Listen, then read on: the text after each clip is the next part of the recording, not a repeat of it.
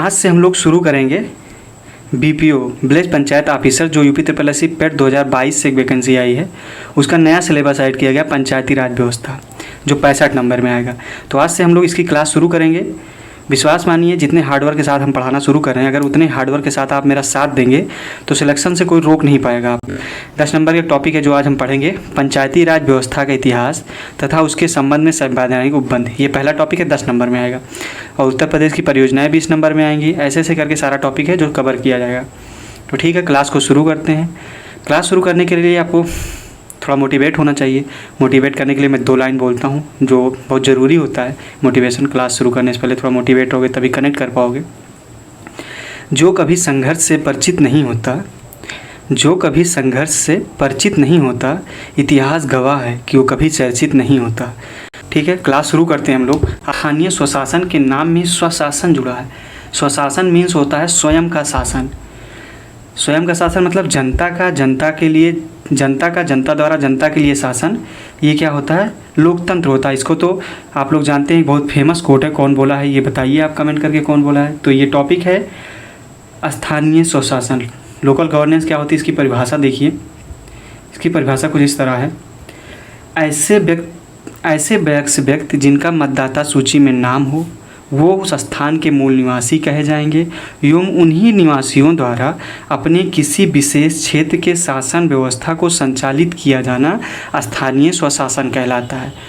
तो मोटा मोटी इसमें हम लोगों ने पढ़ा कि पहले तो व्यक्ति वयस्क होना चाहिए और उसका मतदाता सूची में नाम होना चाहिए। मतदाता सूची में नाम कब होगा? जो 18 साल से, या तो 18 साल होगा या तो उससे अधिक होगा। तो मतदाता सूची में नाम होगा तो वो क्या करेगा? वोट करेगा। वोट किसको करेगा? वहीं के जो निवासी रहेंगे वही कोई ना कोई इलेक्शन में खड़ा होगा और उसको वोट करेगा। तो वो जो सरकार चुनी जाएगी उसे क्या कहेंगे? स्थानीय स्वशासन कहेंगे। ठीक है, इसके बाद हम लोग पढ़ेंगे स्थानीय स्वशासन का इतिहास। स्थानीय स्वशासन का इतिहास, इसका विकास प्राचीन काल से माना जाता है। आप लोग भी देखे होंगे जब राजा वाजा थे तब भी पंचायत थी, तब भी पंचायत का प्रचलन था। तो उसमें क्या क्या था ये चीज़ हम लोग देखेंगे। तो स्थानीय स्वशासन मौर्य काल से अपने अस्तित्व में आया। ठीक है, लेकिन जो सर्वोत्तम उदाहरण है वो कहाँ से मिलता है? चोल वंश से मिलता है। जैसे आप देख सकते हैं स्थानीय स्वशासन का सर्वोत्तम उदाहरण कहाँ से मिलेगा? चोल वंश से प्राप्त होता है। ठीक है, फिर देखते हैं ग्राम पंचायत। विलेज पंचायत क्या होता है? तो ये विलेज पंचायत का उदाहरण आप अभी मॉडर्न सापेक्ष में अपने गांव में, तो अप्रॉक्सीमेट ज़्यादा बच्चे तो गांव के ही होंगे, तो आप अपने गांव के नज़र से देखेंगे वहाँ क्या क्या होता है। आप लोग सोचिए और देखिए क्या होता है। सरपंच होता है, सरपंच को ही प्रधान बोलते हैं और प्रधान ही क्या होता है? स्वशासन का अध्यक्ष होता है। और पंचायत में क्या होता है? सदस्य होते हैं। जब ग्राम प्रधान का चुनाव होता है तो उसमें सदस्य का भी चुनाव किया जाता है। ये सदस्यों की संख्या 7 से 31 के बीच कुछ भी हो सकती है। जितनी बड़ी ग्राम पंचायत होती है उसी हिसाब से ये सदस्य होते हैं। तो सदस्य कैसे होते हैं? जिन राज्यों की जनसंख्या 20 लाख से कम है वहाँ 2 स्तरीय पंचायत होती है। कौन कौन? जिला व ग्राम गठन किया जाता है। जिला स्थान पे एक पंचायत होती है, ग्राम स्थान पे जहाँ पे 20 लाख से कम होता है, और जहाँ 20 लाख से ज़्यादा होता है वहाँ त्रिस्तरीय होती है। तो आप लोग जानते ही है। ठीक है, फिर कहा गया सदस्यों द्वारा जिनका मतदाता सूची में नाम हो वह उम्र 18 वर्ष से इससे अधिक हो। भी ऊपर ही बताया था। तो क्या होता है? वो वोटिंग करते हैं। ठीक है, निर्वाचन कब होता है? ग्राम सभा में होता है। फिर एक सीमित है जिसके द्वारा पंचायती राज व्यवस्था मॉडर्न तरीके में लागू की गई। कौन सी सीमित है? बलवंत राय मेहता सीमित, जो 1857 ईस्वी में बलवंत राय मेहता की सिफारिश पे त्रिस्तरीय पंचायती राज व्यवस्था लागू की गई थी। किस समिति की सिफारिश पे? बलवंत राय मेहता समिति। कब थी? 1957 में। ये बहुत मोस्ट इंपॉर्टेंट है, तो आप लोग इस पर ध्यान दीजिए। और बहुत सारी पंचायतें हैं। कौन कौन सी पंचायतें हैं देखिए। बलवंत राय मेहता समिति 1956 है, अशोक मेहता समिति 1977 है, राव समिति 1985 है, सिंधवी समिति 1987 है, पीके यूथन समिति 1988 है। अगर आप लोग बोलेंगे तो इन समितियों को भी एक अलग क्लास में पढ़ा दिया जाएगा, लेकिन अभी इम्पॉर्टेंट क्या है? बलवंत मेहता समिति, क्योंकि यही हमारे ग्राम पंचायत के चलन में है। इसी की सिफारिश पे ग्राम पंचायत त्रिस्तरीय लागू हुई है। पश्चिम बंगाल में 4 स्तरीय ग्राम पंचायत है। तो इसीलिए पहले हम लोग बलवंत मेहता पढ़ेंगे, और आप लोग को अगर लगेगा सारी समिति लिखा दीजिए ग्राम पंचायत की कौन कौन सी सिफारिश पे हुई थी, तो वो भी लिखा दिया जाएगा किसी वीडियो में। तो आप लोग कमेंट करिए अगर आपको ज़रूरत है, या खुद पढ़ सकते हो तो कोई बात नहीं। तो त्रिस्तरीय पंचायत क्या क्या होती है? ग्राम पंचायत जिसे विलेज पंचायत कहते हैं, पंचायत समिति या मध्यवर्ती पंचायत जो ब्लॉक लेवल पे क्या होती है, ब्लॉक स्तर पे यूज होती है, और जो ग्राम पंचायत होती है ग्राम स्तर पे होती है। फिर जिला परिषद जिसे कहते हैं डिस्ट्रिक्ट काउंसिल, ये क्या होता है? जिला परिषद होता है। ठीक है, जिला अध्यक्ष, अब यहाँ पे एक टॉपिक बनता है, जिला अध्यक्ष कैसे चुने जाते हैं? क्या जिला अध्यक्ष का चुनाव ग्राम पंचायत की तरह प्रत्यक्ष रूप से होता है या अप्रत्यक्ष रूप से होता है?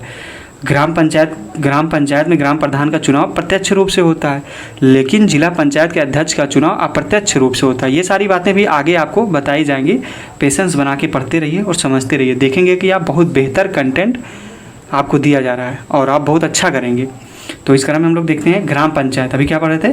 ग्राम पंचायत। सबसे छोटा कौन सा है? ग्राम पंचायत है, निम्न स्तर पे। उसके बाद मिड में कौन आता है? पंचायत समिति जो ब्लॉक स्तर पे आता है, और सबसे बड़ा होता है जिला परिषद जो क्या होता है? सबसे उच्चतर माना जाता है। ठीक, फिर आता है पंचायती राज व्यवस्था। पंचायती राज व्यवस्था संवैधानिक दर्जा कब मिला था? 73वां संविधान संशोधन 1992 में हुआ था। तो इसके साथ पंचायत को क्या मिला था? संवैधानिक दर्जा मिला था, जो आर्टिकल किस में है? 40 में था। ठीक, वहाँ से निकाल के संवैधानिक दर्जा दिया गया, 73वां संविधान संशोधन लागू किया गया, जो 24 जनवरी 1993 से लागू हुआ। इसीलिए 24 जनवरी को मनाते हैं पंचायती राज दिवस। ये चीज़ देखो यहाँ साफ दे दिया। पारित कब हुआ था? 21 दिसंबर 1992 को लोकसभा से पारित हुआ था। फिर 22 दिसंबर 1992 को राज्यसभा से, कहाँ से? राज्यसभा से पारित किया गया। फिर राष्ट्रपति ने इस पर सिग्नेचर कब किया था? 20 अप्रैल 1993 को राष्ट्रपति ने इस वाले बलवंत राय मेहता जो संवैधानिक समिति बनाई जा रही थी ग्राम पंचायत को, उस पर क्या किया था? सिग्नेचर कर दिया था। लागू कब हुआ? अभी बताया था 24 अप्रैल 1993 को लागू हुआ, और इसी दिन हम लोग क्या मनाते हैं? पंचायती दिवस मनाते हैं। ठीक है, इसी क्रम में हम लोग आगे पढ़ेंगे।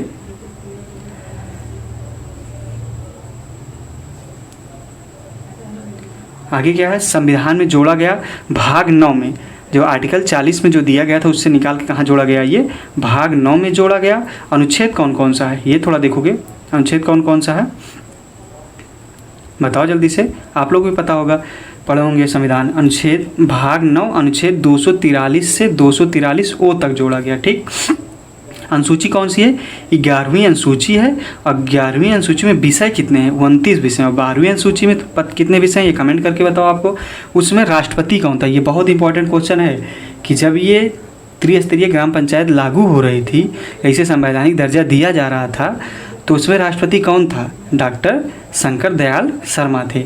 और प्रधानमंत्री कौन था? पीवी नरसिम्हा राव थे। आप लोग को पता होगा, नहीं पता तो ये भी बता देते हैं। ठीक है, उसके बाद इसमें भी बहुत सारी चीज़ें हैं। आप लोग देखेंगे कि पंचायती राज व्यवस्था हम लोग पढ़ रहे हैं, तो यहाँ अभी बताया आर्टिकल 243 से 243 ओ तक।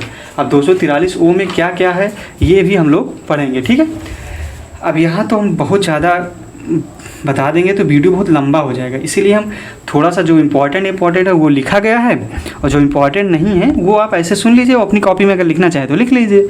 जैसे अनुच्छेद 243 में क्या है? परिभाषाएं दी गई हैं ग्राम पंचायत संबंधी। कैसे? जिला की परिभाषा क्या है, ग्राम सभा की परिभाषा क्या है, मध्यवर्ती स्तर की पंचायत की परिभाषा क्या है, पंचायत की परिभाषा क्या है, पंचायती क्षेत्र की परिभाषा क्या है, जनसंख्या की परिभाषा क्या है, गाँव की परिभाषा क्या है। ऐसी तमाम परिभाषाएँ अनुच्छेद 243 में दी गई है। ठीक है, फिर अनुच्छेद 243 ए में क्या दिया गया? अनुच्छेद 243 ए में ग्राम सभा दिया गया। क्या दिया गया? ग्राम सभा दिया गया। ग्राम सभा क्या क्या होता है, तो हम लोग अब अनुच्छेद 243 देखेंगे। 243 ए हो गया, 243 बी से देखेंगे। 243 बी है कि त्रिस्तरीय राज व्यवस्था, त्रिस्तरीय पंचायती राज व्यवस्था क्या होगी? 243 बी में बताया गया कि कैसी पंचायत व्यवस्था होगी? त्रिस्तरीय पंचायत व्यवस्था होगी। ठीक है, 243 का बी। अब 243 का सी, 243 का सी क्या है? संरचना एवं संगठन की पंचायत की संरचना कैसा होगा, इसका मैन्युफैक्चरिंग कैसा होगा, इसके बारे में दिया गया है। तो हम लोग ऐसे देख सकते हैं C4 क्या होता है? कंस्ट्रक्शन होता है। कंस्ट्रक्शन में क्या होता है? संरचना। तो ऐसे याद कर सकते हैं 243 C4 संरचना, या C4 कंस्ट्रक्शन, कंस्ट्रक्शन से संरचना है। तो ऐसे हम लोग रिलेट कर सकते हैं। ठीक है, फिर हम लोग 243 C के बाद देखेंगे 243 D। अब 243 D मीन्स क्या होता है? डिस्काउंट।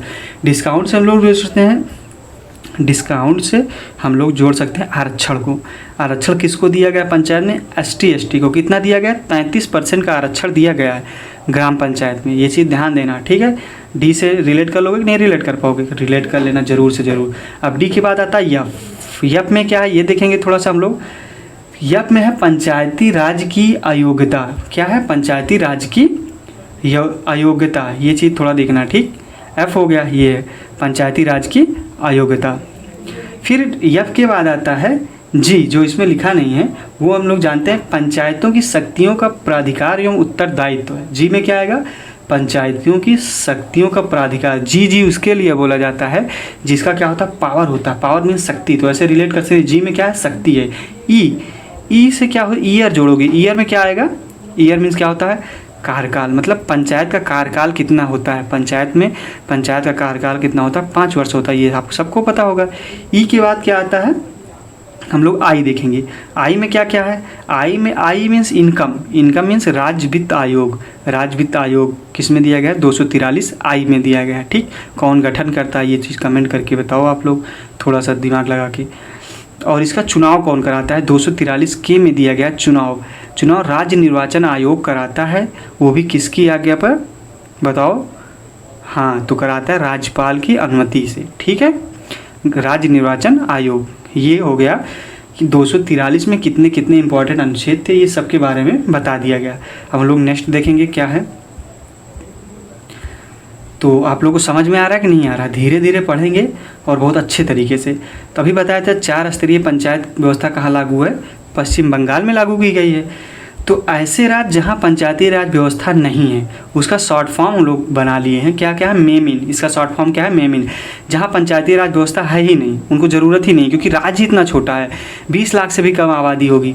मेघालय हो गया, मिजोरम हो गया, नागालैंड। देखो, मे फॉर मेघालय, मी फॉर मिजोरम और ना फॉर नागालैंड। ये तीनों क्या है? पश्चिमी उत्तर क्या है? राज्य हैं। ये ध्यान देना। तो हम लोग आगे पढ़ेंगे केंद्र स्तर पे पंचायत का क्या है। केंद्र स्तर में क्या होता है? केंद्र सरकार का शासन होता है। वहाँ होता है विधायिका, लेजिस्लेटिव, कार्यपालिका, न्यायपालिका। 3 क्या किया गया? 3 भाग में शक्तियों का विकेंद्रीकरण किया गया। शक्तियों का विकेंद्रीकरण मीन्स क्या होगा? शक्तियों को बांटा गया 3 लोग में। अब कैसे कैसे? जो विधायिका होती है उसका काम क्या है? विधायिका का काम क्या होता है? विधायिका मतलब होता है कि सामान्य से ऐसे विधायक लोग, जो सांसद लोकसभा में बैठते हैं और राज्यसभा में बैठते हैं और विधानसभा में बैठते हैं, क्या करते हैं? कानून या जिन जनशक्तियाँ बनाने, क्या बनाते हैं वो? लोकसभा से कानून बनाते हैं। क्या बनाएंगे? कानून बनाएंगे, नीतियाँ बनाएंगे। बदलने हटाने वाली इकाइयाँ हैं, वहाँ से कानून बनाए जाते हैं, नीतियाँ बदली जाती हैं, ये सारा काम किया जाता है, ठीक है। और संसद में कितने सदन, संसद के कितने अंग हैं? 3 अंग हैं। कौन कौन से? लोकसभा, राज्यसभा, राष्ट्रपति। ये संसद के 3 अंग हैं। कभी कोई क्वेश्चन पूछेगा तो ध्यान देना। अब कार्यपालिका का काम क्या होता है? जो ये नीतियाँ बनाए गई है विधायिका द्वारा, उसको लागू कराना, उसको अच्छी तरीके से लागू कराना काम किसका होता है? कार्यपालिका का काम होता है।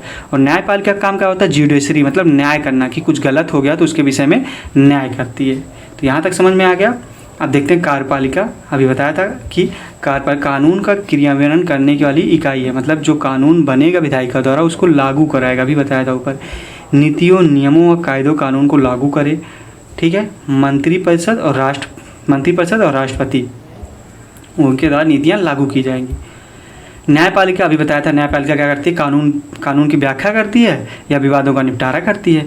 अब न्यायपालिका में क्या क्या, कौन कौन सी कानून का व्याख्या, विवाद का निपटारा करने वाली इकाई होती है? कौन कौन सी इकाई है ये थोड़ा देखेंगे। सुप्रीम कोर्ट होता है, हाई कोर्ट होता है, डिस्ट्रिक्ट कोर्ट होता है। ये सब के सब क्या हैं? ये सब के सब जुडिशरी के सिस्टम है। यहाँ से जुडिशरी का काम किया जाता है। आप लोग ये सबसे परिचित होंगे। तो आज की क्लास बस यहीं तक थी, इतना ही कंटेंट था, क्योंकि आज पहली क्लास है, ज़्यादा कंटेंट देना सही नहीं, आप लोग डाइजेस्ट नहीं कर पाओगे। धीरे धीरे देखोगे कि ये क्लास के अंदर इतनी ब्रॉड चीज़ें आएंगी जितना शायद ही आपको कोई पेड क्लास में पढ़ा रहा हो। विश्वास करिए मेरा, बहुत तगड़ा कंटेंट मिलेगा आपको, बस पढ़ते रहिए। और बहुत सारी चीज़ें अभी आगे जैसे जैसे क्लास बढ़ेगी, खुलेंगी, आप लोग देखेंगे बहुत डीप तक पढ़ाया जाएगा। उत्तर प्रदेश के सापेक्ष में बहुत डीप तक पढ़ाया जाएगा। तो पढ़ते रहिए, मुस्कुराते रहिए, जोश में रहिए और कोशिश करिए कि इस बार ही सिलेक्शन ले लें। बात ही ख़त्म, बार बार कब तक पढ़ेंगे, कितनी एज तक पढ़ेंगे? अब समय आ गया सिलेक्शन लेने को। इसी वैकेंसी में सिलेक्शन लीजिए और अपनी ज़िंदगी का दूसरा पहलू जीजिए, दूसरे पहलू का एंजॉय लीजिए, ठीक है। मिलते हैं नेक्स्ट वीडियो में। जय हिंद, जय भारत।